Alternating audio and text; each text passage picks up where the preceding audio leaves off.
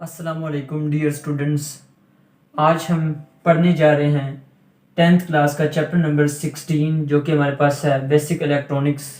उसका topic logic gates या फिर हमारे पास जो है वो binary operations of the digital electronics. देखिए लास्ट टाइम हमने देखा था कि डिजिटल इलेक्ट्रॉनिक्स के अंदर हम बाइनरी वेरिएबल्स को यूज़ करते हैं जिनकी वैल्यूज़ हमारे पास 0 और 1 होती है। 0 हम लो वोल्टेज के लिए लेते हैं जबकि 1 हम लेते हैं हाई वोल्टेज के लिए। आज का हमारा जो टॉपिक है लॉजिक गेट्स है। इसमें क्या होता है कि सबसे पहले हमने ये देखना है कि लॉजिक गेट्स होते क्या हैं। तो स्टूडेंट्स लॉजिक गेट्स क्या होते हैं, ये बेसिकली लॉजिक ऑपरेशंस को परफॉर्म करते हैं प्रैक्टिकली, तो हमें जो है वो रिजल्ट्स मिलते हैं। इनमें हमारे पास इनपुट्स होती हैं और उनके अकॉर्डिंग हम जो है वो आउटपुट गेन करते हैं। इसके अंदर हम यूज़ क्या करेंगे, लॉजिक गेट्स के अंदर हम बोलियन वेरिएबल्स को कंसीडर करेंगे, जो कि हमने लास्ट टॉपिक में देखा था कि बोलियन वाज अ मैथमेटिशियन जिसने क्या किया था कि बोलियन वेरिएबल्स को इस्तेमाल किया था जो कि 0 और 1 होते हैं हमारे पास। ठीक है, आज का जो फर्स्ट टॉपिक है वो हमारा है एंड ऑपरेशन। देखिए एंड स्टैंड्स फॉर और। एंड को हम उर्दू में और कहते हैं। इसको याद करने का ये तरीका है कि जिसमें हमारे पास एंड स्टैंड फॉर और, यानी कि दोनों काम। अगर मैं कहूं कि अगर फर्ज करें कि दो स्टूडेंट्स हैं, मैं उनको कह देता हूं कि आप दोनों ने ये काम करके आना, यानी कि आपने भी और आपने भी, यू एंड यू, यानी दोनों करके आएंगे तो हमारा जो है वो बात बन जाएगी। अदरवाइज जो है वो अगर एक भी काम नहीं करके आएगा तो इसका मतलब है हमारा काम नहीं होगा।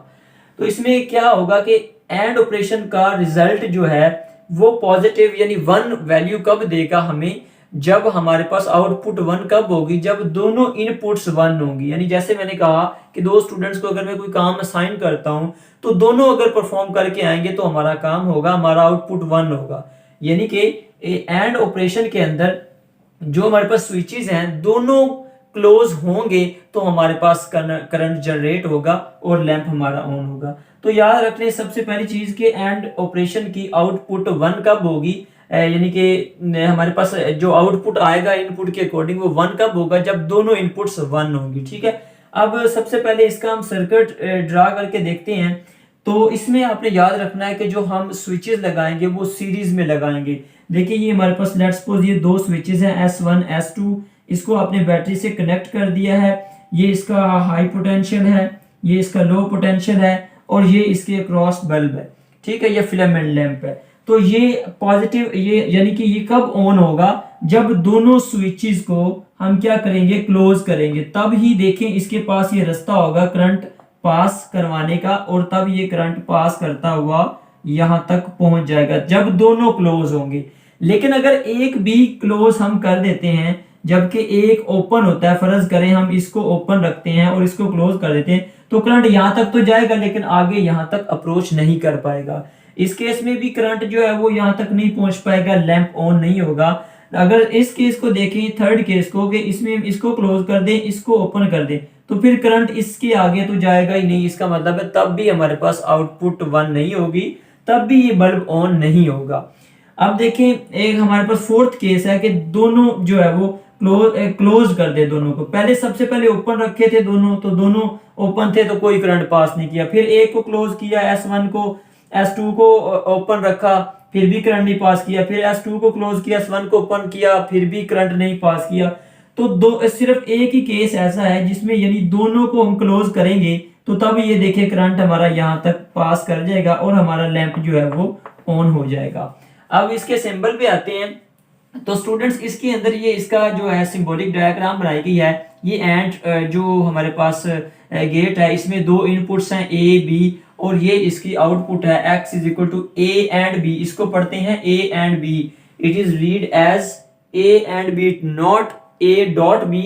ये वैसे तो डॉट है लेकिन इसको हम पढ़ते हैं क्योंकि ये एंड ऑपरेशन है तो इसको हम पढ़ते हैं X is equal to A and B। ठीक है, अगर हम इसके ट्रूथ टेबल को ड्रॉ करें, ट्रूथ टेबल कहते हैं ये एक ऐसा टेबल होता है जिसमें हमें इनपुट्स के अक्रॉस जो है वो आउटपुट जो है, जो कि इसका हमने सर्किट के थ्रू देखा है, वो हम यहाँ पे टेबल के थ्रू देखते हैं कि आउटपुट किस तरह हमारे पास 1 या 0 आती है। तो देखें इन केस के अगर एक दोनों स्विचेस ओपन है, ये देखें इसको मैं कंपेयर कर रहा हूँ, ये स्विचेस दोनों ओपन है। पहले केस को देखना, आपने टेबल बनाना कैसे है, पहले 0 के साथ 0 लिखना है, फिर 0 के साथ 1 लिखना है, फिर 1 के साथ 0, फिर 1 के साथ 1, ठीक है। यानी पहले 0 के साथ 0, फिर 0 के साथ 1, फिर 1 के साथ 0, फिर 1 के साथ 1। फिर आपने देखना है कि दोनों स्विचेस जो हैं वो ओपन है, यानी 0 0 है, तो आउटपुट भी क्या होगी, 0 होगी।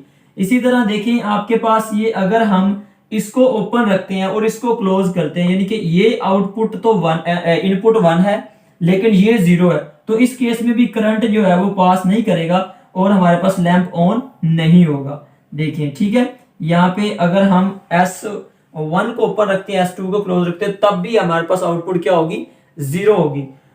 अब थर्ड केस देखें, आपने इसको क्लोज कर दिया है जबकि इसको आपने क्या कर दिया है, ओपन कर दिया, तो अब भी देखिए करंट यहां तक तो जा रहा है लेकिन आगे नहीं जाएगा, लैंप ऑन नहीं होगा, तो आउटपुट 0 आएगी।